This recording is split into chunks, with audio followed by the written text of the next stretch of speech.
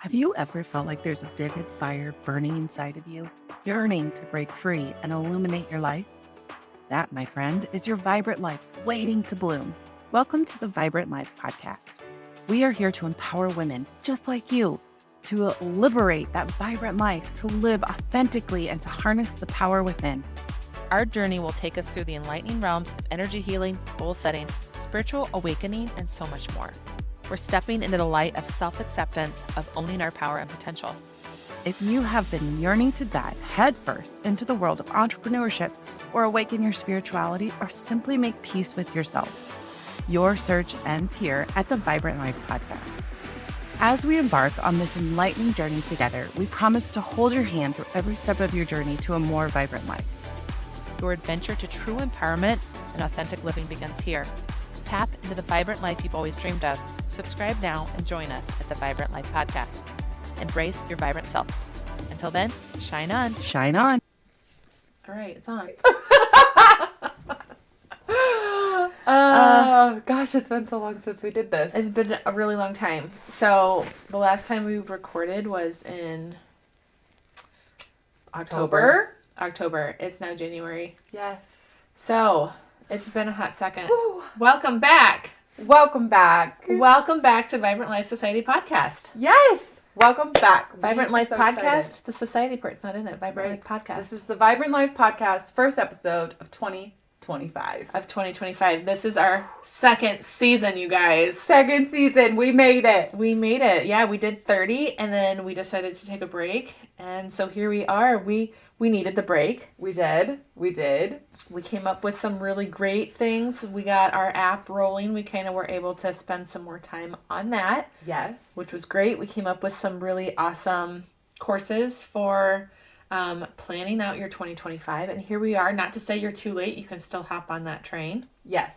So we have resources and we did a workshop and you can get the recording for that. There's also like journals that you can go through. We've got the bingo cards. We got everything to plan out your 2025. Yeah. But today we're going to talk about how to have that glow up stick. A lot of times we have a lot of motivation and all the energy when we're doing that planning. Yeah. And then like you and I were talking about, you get to it and sometimes that energy slumps. Like that's just going to be a given. And so how do you create that glow up from the inside out?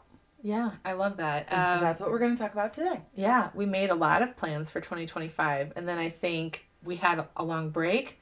I went back to work and then I was just like, ooh, I don't feel like doing any of that. Yes. So that is where I've been this whole week. This was my first week back to work and it just has felt a little harder than normal getting back into routine.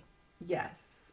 Same. I had I had some health issues raise their head again, and I haven't struggled with them for a long time. And so that wiped me out for about 3 weeks. And I'm just starting to claw my way back out of that. Do you want to share about that at all? Yeah, I can. So I have PMDD, which is,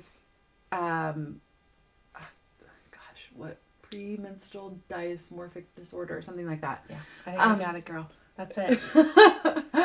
And so what that does is your hormones get out of whack. So about 2 weeks before your period, 10 days before your period, for me, the world just goes really, really dark. Like I lose all motivation.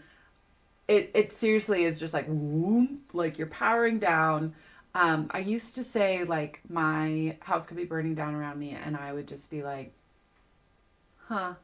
Like, I don't care. And then for someone who's got really big goals, it was super frustrating because that would happen for 2 weeks. And like your brain is still going. You're like, I want to get this stuff done.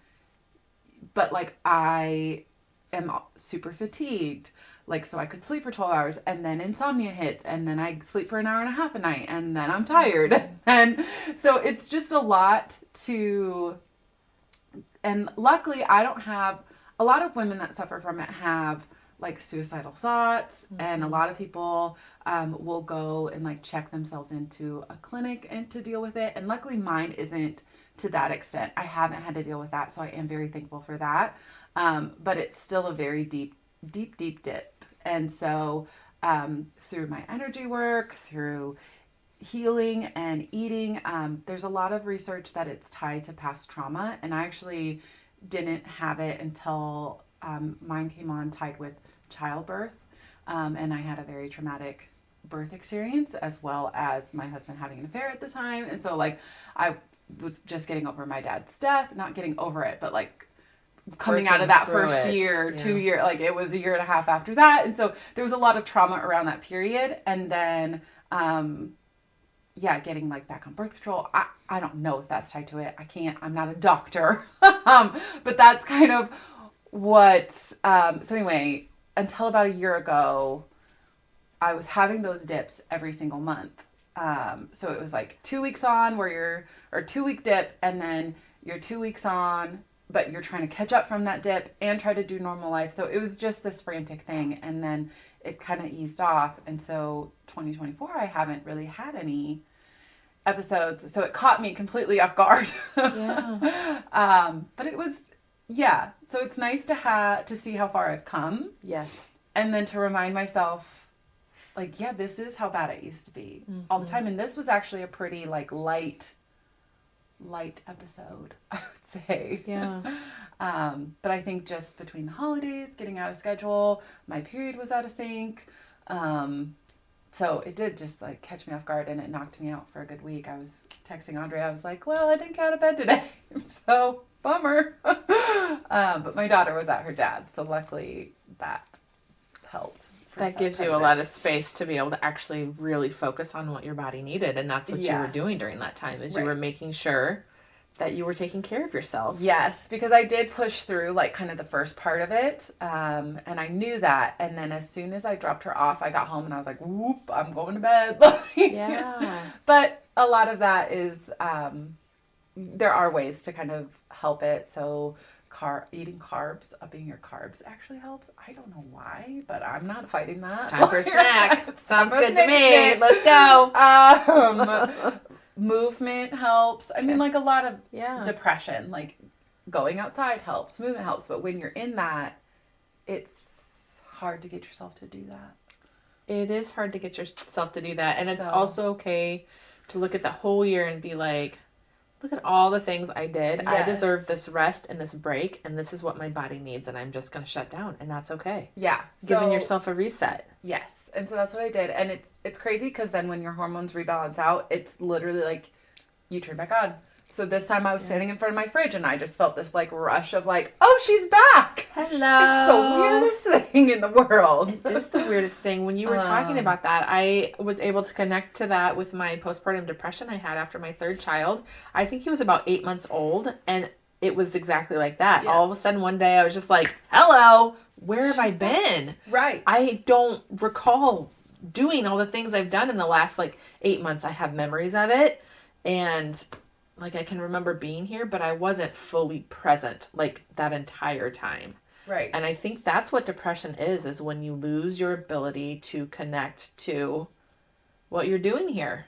Yes. Like, what is your purpose? What's the point of being alive? Yeah. Depression is losing sight of that and kind of getting lost in your ego, honestly. Yeah.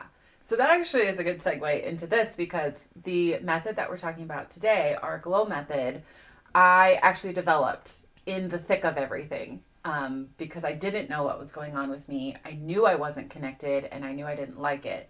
And so that's when I started these practices. And then, obviously I didn't know it was this method at the time. And it's evolved over the last 7 years, and kind of coalesced into this thing. But I mean, that's what it was born out of. So if you are also struggling, this is the episode for you. This is the quick steps. I love, love, love them, because when you are having those rough days, none of the things that we're talking about today require you to get out of bed. They don't. If you are at that level, you can still complete this. And that's a beautiful thing when you're going through that, of like everything else requires, just when everything feels like it requires a monumental amount of effort, these steps don't. Correct. And I love that. It's amazing. And it starts to build up this inner fire, I guess. And and help you get out of that. Yeah, which is huge and important. It is huge and important. And I will start it tomorrow. Or maybe later this afternoon. You probably do a lot of it without even realizing it. I know that I do, Yes. but coming out of this frustrating week, I'm like, oh, I'm missing. I need to be intentional. I need to be intentional about these steps. And while I was still doing them automatically, I think I missed a few things. Okay. I missed a few of the steps. So I included some things, but not everything. And so I think moving forward this next week, this is a excellent reminder to just be intentional. Yes. And everything we're talking about today is already in the Vibrant Life Society. There's a course on it where we go through it. And then there's also a journal. So if you're wanting to keep track of it and being intentional like Audrey, there is a PDF that you can download and mark them off every day. So you're making sure that you are doing all 5. All 5. Our 5 to Thrive, which we are rebranding as the Glow Up Method. The Glow Up Method. Yes, because we're using the acronym GLOW. Yes. To help people remember the steps that you need to take. Yes. So in October, I sat down to update the 5 to Thrive PDF, and it turned into the first draft of a book.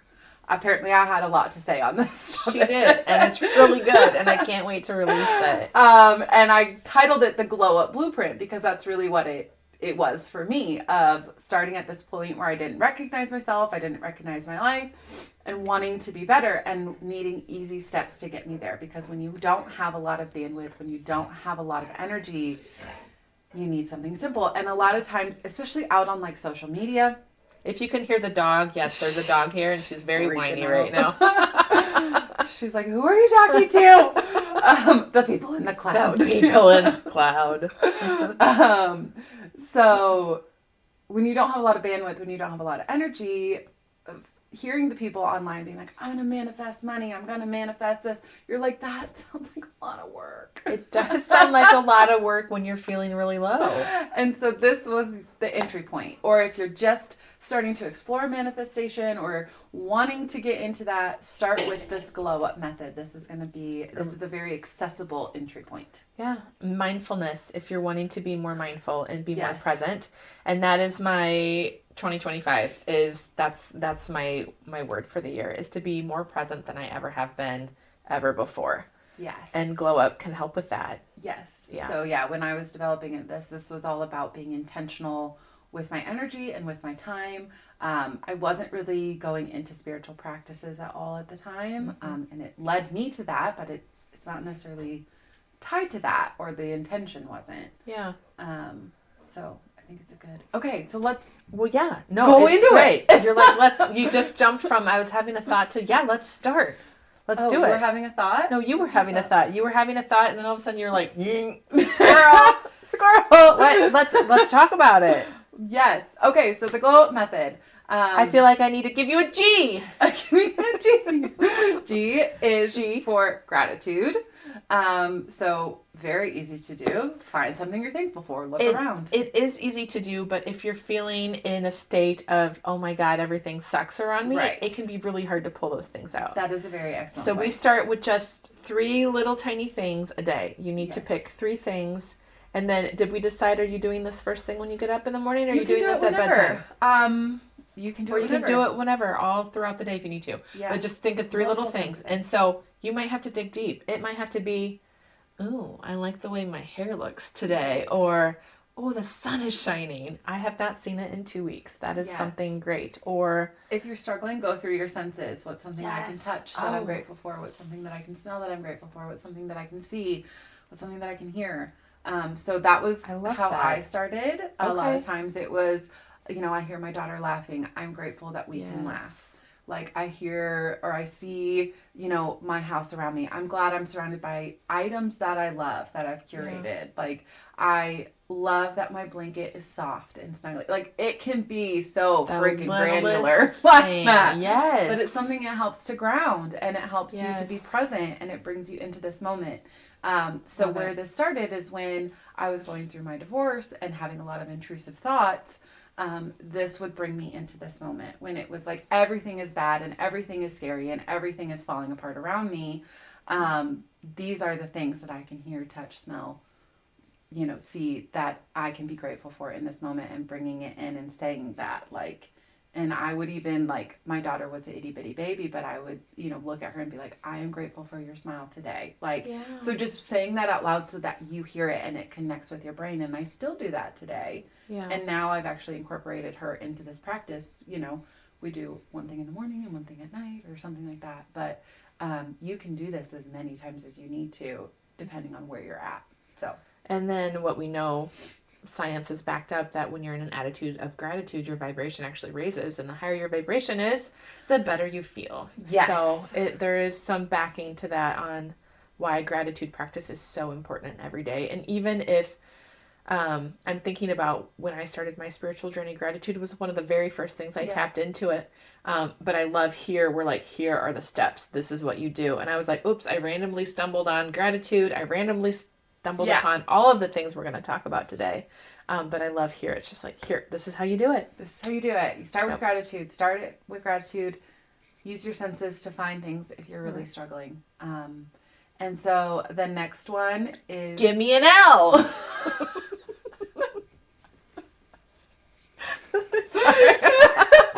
I love it. L we need a reason to laugh today. I feel like we need to laugh.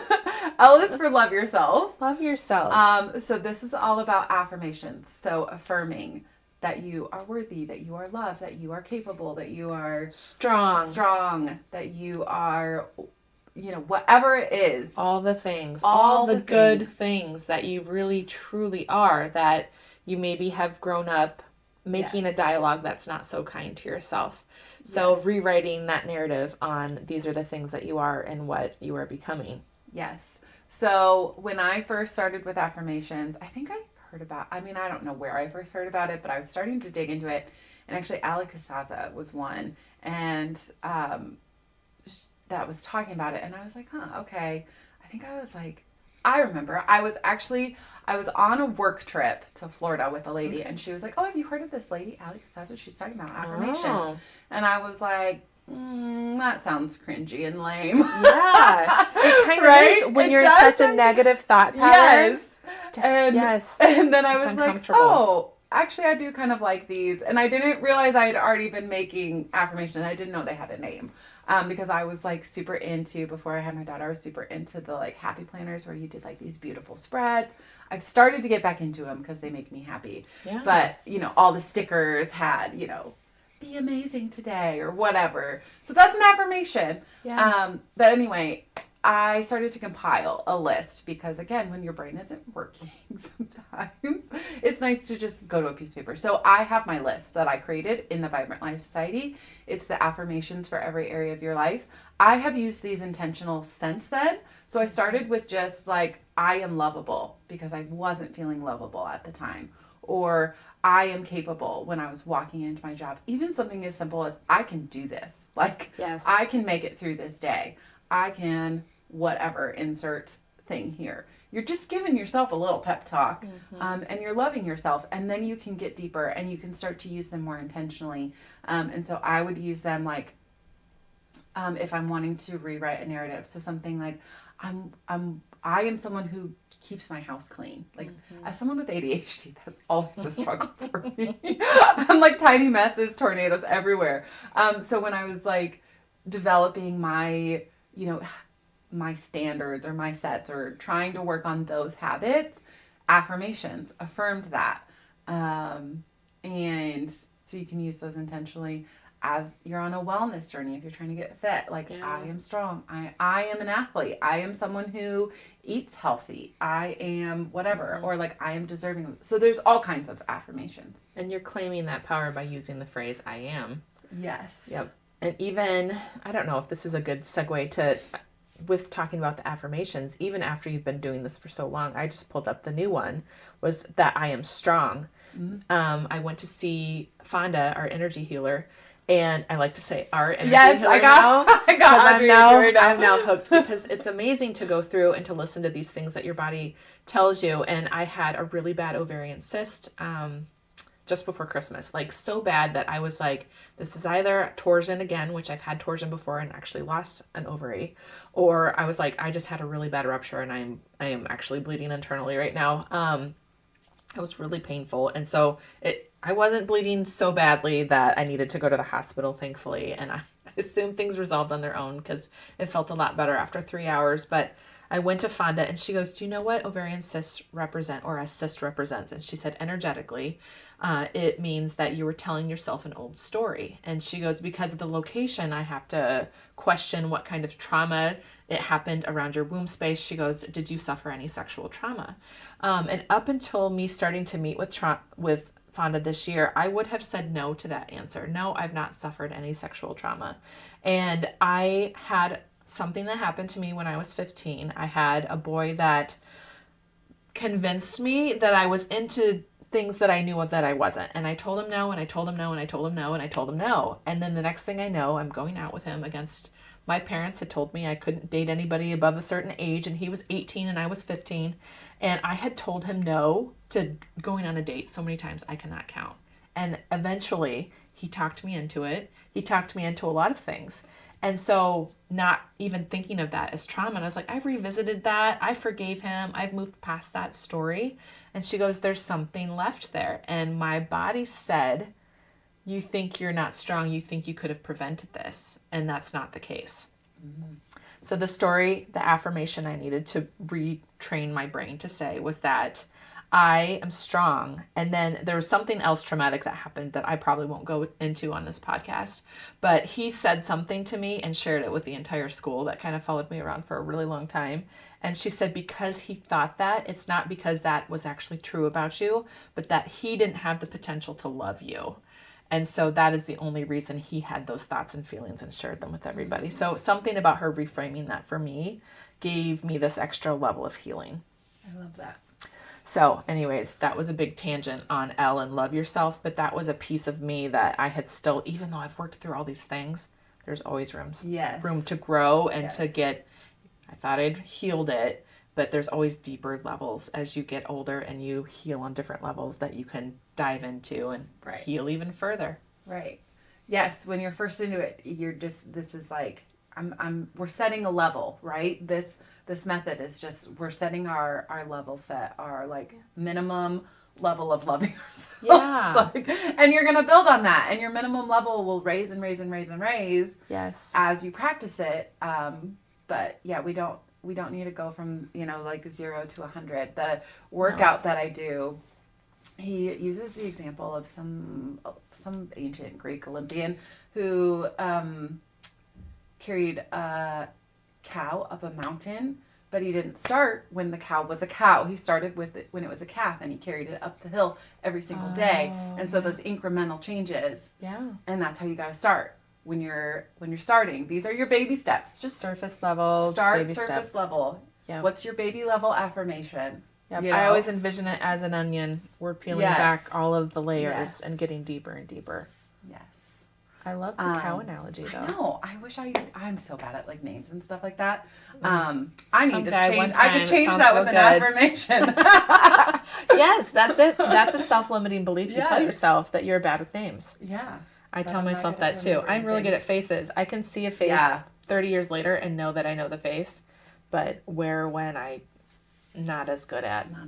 I'm getting better. I am good with names and faces and people and places. Okay, so the key here, that brings up something that kind of half-assed. I'm good with that. You have to feel it.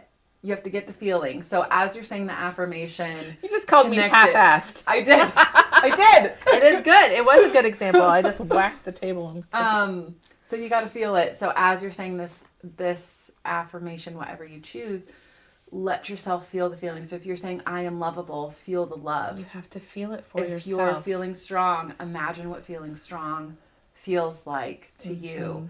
And that leads us into our next one, which is O, which is outlook. So we are using... Give me an O! We are using an outlook visualization technique. Yes. So when I first started with this, it was picturing myself making it through the day. And the more you picture it, then it becomes like you can trick your brain into thinking that things have already happened. So if you picture yourself going into that meeting with confidence, if you picture yourself remaining calm when you're, meeting with someone who is high conflict, when you picture yourself going through the workout that you want to do or whatever, then when you actually go to do it, your brain is like, oh, we're comfortable with this. We've already done this.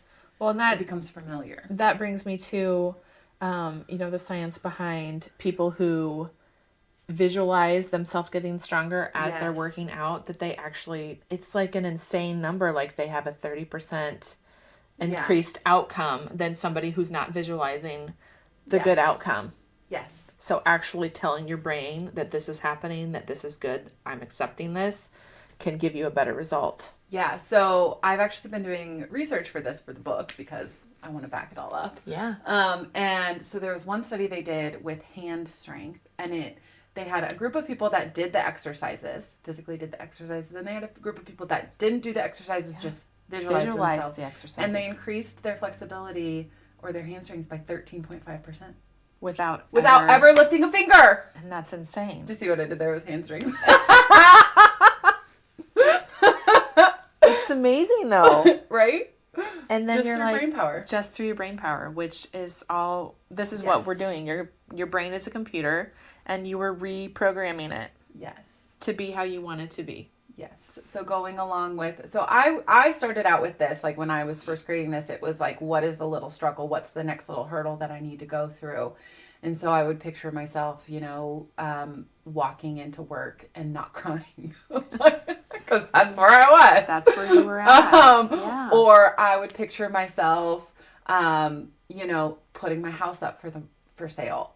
And then I would picture myself walking into into whatever new home I wanted, and it feeling good. Again, it's about the feelings. You have to connect it to your heart and your feelings. So you can have the visual story, but what's really going to bring it in and connect it is the feelings that you put behind it. Because it might not end up looking exactly like what you want, but it will feel the same. Yep.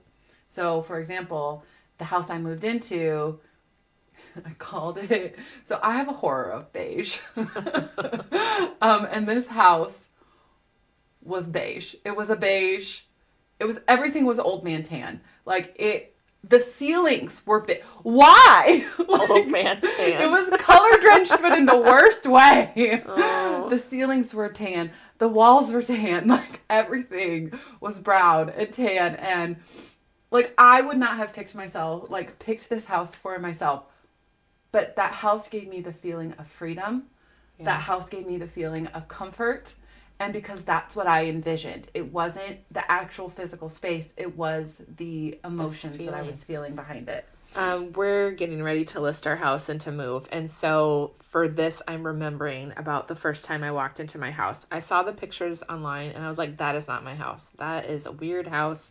There's something weird about the front of it. I was like, And we got there and we'd looked at probably 50 houses and everything had been like, nope, nope, nope. And we walked into this house and I immediately was like, this is your house. And it was same thing. It had bright red on both sides. So it felt like it was caving in on you, and it was brown, like a poop brown throughout the kitchen and the living room.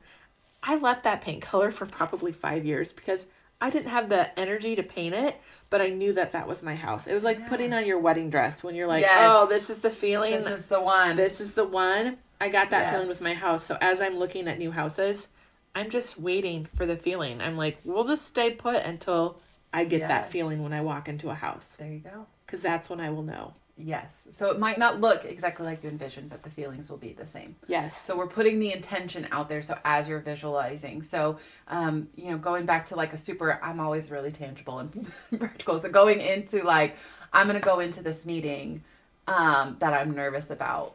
You picture yourself going in with confidence. You picture yourself responding with calm or whatever you're worried about. And the conversation might not go exactly like you scripted it, but you can still then embody those emotions because you've practiced them. Yeah. So anyway, that's outlook. I love it. Okay, so our last one is W, which is well-being. Give me a W! Give me a W! So this is the well-being. You need to snip those and do a social that's just the give me. Oh my God, I'm totally going to. And that last one's going to be extra crazy because my eyes are like, okay, so W is well-being. And this one actually has two actions because we have our internal well-being and our external well-being. Yeah. And so internal is reaching in. You're reaching in and doing something that's just for you. A lot of times, this can be just drinking that freaking glass of water, because I can almost guarantee that you're dehydrated. I am. But it could also be, I am going to allow myself to take a day and not feel guilty. It could be, what do I need today? What do I need today? What can I do to nourish me? Because I think as women, and especially if you're a mom, like that doesn't always happen. It doesn't always happen. And I've gotten into a really good place where I meditate every single morning, because that's the thing I need for me. Yeah. But I've let go of the checking in and seeing what I actually need. So yes, I meditate out of habit, and it's just like ingrained in my daily practice, but I'm missing that reach in piece to actually check in with myself. Well, and as you do this, you do build those habits. So that's a great point of like, now you're meeting this minimum level of care for yourself every day. So what's that next level? How do we take it to that next step? What's that next baby step of reaching in? That's what I'm missing, and that's what I'm going to work on this next week. So, yes. Yes, I'll keep we you posted. will check in with. It won't be on the next podcast, because we'll probably record that next. Yeah. You'll get an update later. Yes. And so then the next one is reaching out. Yeah.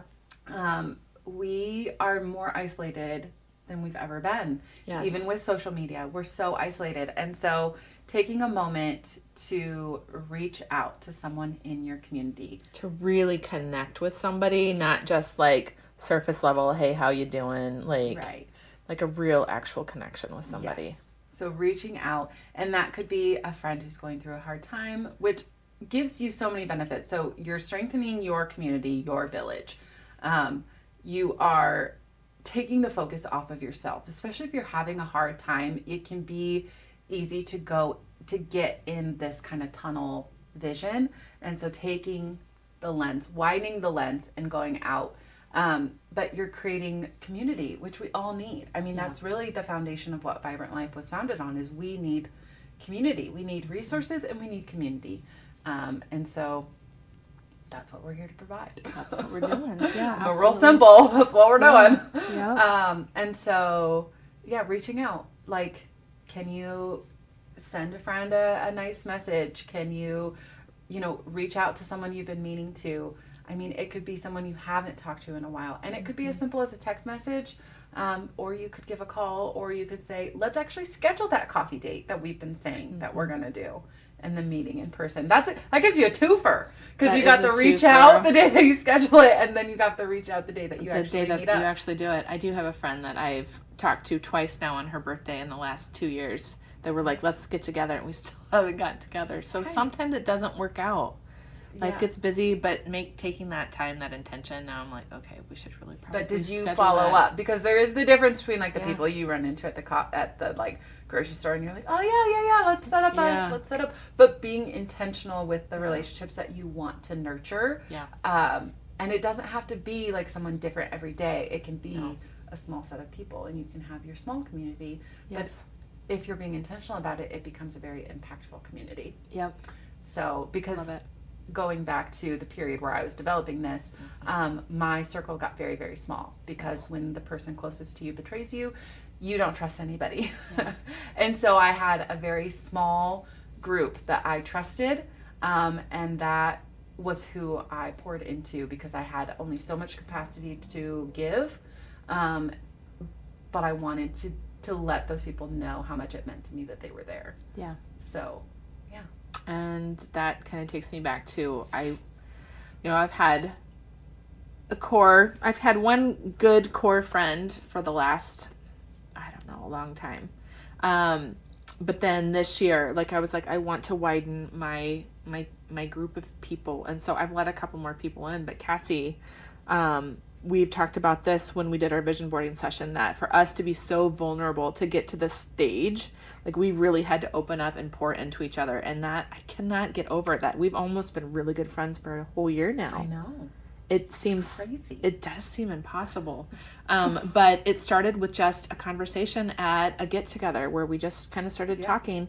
The first couple times we got together, we went out to eat. I remember sitting out at that Mexican, we were out at and Johnston patio. We were outside. It was cold. We were talking. I was like, okay, like we can banter back and forth. Yeah. But it was still uncomfortable. And then the next meeting too, I remember it was just like, at all Eggs and right. Jam, we were like, maybe, Yeah. we're feeling it out. Like, yeah. But then to take that from there to where we're at now is just insane and so good. And you've brought so much joy to my life. I love that. Same back at you. It's so good. So But a lot of that was through being intentional. We were so intentional about it.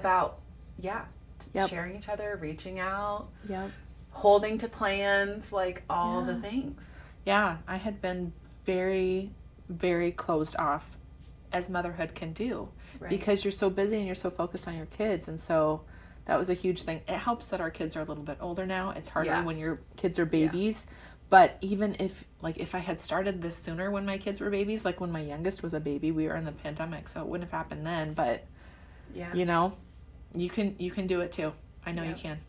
And again, it doesn't have to be small. If you don't have the capacity to go out and meet people, you're at least nourishing the relationships. Because when I look back at my life and the things that I regret most, it's the people that I let go of. Yes. And so it's like, oh, those, you know, and this actually it took me several years to get the courage up, but I actually reached out to like my college roommates who I didn't nourish those relationships and they fell away. Yep. And I reached out and I was like, hey, this is really vulnerable. We haven't talked in 5 years. Like, I miss you. I'm sorry I was a shitty friend, like owning up to it. Friend. Like, I'm sorry I let, you know, who is now my ex-husband, like come between us, and I was totally isolated and I let that happen, and like that super sucked, and we were really good friends, and I had to own up to my piece of it. But then we met up in Kansas City. Like, I took my daughter to Kansas City. We had our own trip, but then they made the intention to come, and like we all had lunch together, and it was really great, and it brought me a lot of peace of like, we're not in contact all the time now, but I've at least resolved that guilt that I had. The guilt with it. That brings up a very good point. I did the same thing, except for I created stories, I believe, on my own. Yes. On why, like, feeling like I didn't fit in with them. I brought roommates together, and we lived together for only a semester, and then I was like, I'm out of here. I can't do this. Like, they're close now, and I'm not in it, and I was probably spending a lot more time with my boyfriend than I was with them, and they probably felt neglected about that, and I'm sure the stories that were there were probably created by my own accord. Yeah. And I made it very dramatic, and I left in dramatic fashion. I was like, I'm out, and I moved home, and I was miserable. Well, and that goes back to the stories that we tell ourselves in that affirmation, because I was like, oh my God, they hate me, like all this stuff. And they're like, no, girl, like we saw it, like we're so glad you reached out. They were so happy. And I was like, there was something very healing in that, but I wouldn't have had the courage if I hadn't started 3 years earlier intentionally being this friend, going from a place of being very isolated. Really, when I left my marriage, I had my people at work, like my work friends, who were close. I did have a few like core group of friends there, and I definitely stayed in that job because I was isolated everywhere else. Sure. And so it was like, I needed these people. Yeah. I needed this job. And I still appreciate those people. But coming from a very closed off relationship where I didn't have a core group of friends, and I was very isolated. Let's leave it like that. So I was very isolated. So then practicing how to be a friend again. Yes. Practicing how to trust people when I didn't have trust in really anything at the time. Like, my worldview was crushed with the passing of my dad. My, marriage was crushed with his affair, and I had this new baby, and I was, so it took a lot of practice and intention. And I'm so glad I put in the work. Yeah. Yes. It's worth it on the other side. But it continues on. Like, we're still working through all of these things in that each layer, like we're digging deeper and creating more healing and more joy with that. Well, and eventually you have these skills, and like you get to see the blessings of other people's lives. So and we had a book weekend a couple weeks ago, and my friend Sarah is so good at bringing people together, and I used to be that person in high school. I was the one that like brought everyone together and all this stuff. But when we were sitting around with this group of friends that we've all just kind of collected over the last year, that we've kind of gotten close, it started because Sarah and I met at a birthday party, and then I reached out to her She was one of my reach outs, and we started developing that. And now we're business partners. We do group retreats together. Like, she's one of my really good friends. And all the women in that group were saying, gosh, I've been missing close friends. I just needed someone to take the first step. I needed someone to organize it. I needed someone to reach out. Ding, ding, ding. And now we're getting ready to do our second one. And this time my sister is coming because she said, she was like, oh my God, it's a dream to do that. Right. And then I'm bringing my other good friend, Ellen. Like, it's going to be so good. And you need those people to be the reach out people. Yeah. And so you can be that person and create this larger community. And so now I look at my life and I'm like, I wanted to run away to like Europe for a long time. And I was like, no, like I have community here. I have people I can call on. Yeah. I have people that I cherish and relationships that I love. And so I don't want to move, even though this maybe isn't the place that I would choose to live. It's cold outside. The air hurts my face. Cold. It's cold and the politics are dumb. Touche. But anyway, okay, so that's your glow up method. That's your glow up method. I love it. Do we need to recap? G for gratitude. G for gratitude. L for love yourself. Affirmations. O for outlook. Visualize. Think about the stories you're telling yourself. Think about how you want the day to go. So that includes like intentions, visualizations, all of that goodness. And then W for well-being. For well-being, reaching in and reaching out. So if you tried this, let us know. Leave a comment. And then look out for the Glow Up Blueprint, which is coming soon. It will be coming soon, but then also we're offering a 2-month free that's right. Join the Vibrant Life Society, so you can see all of our things in the app and be a part of our community that we are just getting started. So come on in and join check us. It out and be one of our original OGs. The OGs. The We're OGs. all about the letters today. Good point. So yes, come and join us, but all the resources are in there too. So if you want the Glow Up Blueprint journal, that will be in there for you. It will be in there. All right. Thanks. Okay. See you next time. Next time we're going into Next time we're gonna go into some of the science behind it, maybe a little bit more. Okay. Sounds good. Maybe. We'll see what we're feeling. We'll see what we feel like. Okay, bye. See you next time. Exciting news! The Vibrant Life Society is now open, and we'd love for you to join our incredible community of empowered women. Sign up through the link in the show notes to start creating your most vibrant, joy-filled life today. And thank you for tuning in to our Vibrant Life podcast. We hope today's episode has energized and inspired you to live your best life. If you enjoyed what you heard, be sure to subscribe on your favorite platform so you never miss an episode. And please take a moment to leave us a review. Your feedback fuels our mission to bring you more valuable content. Stay connected with us on social media at Vibrant Life Society for daily tips, motivation, and community support. As we wrap up today's conversation, we encourage you to embrace each moment, pursue your passions, and prioritize your well-being. Together, let's create a life that radiates with energy and purpose. Until next time, live vibrantly. See you in our next episode.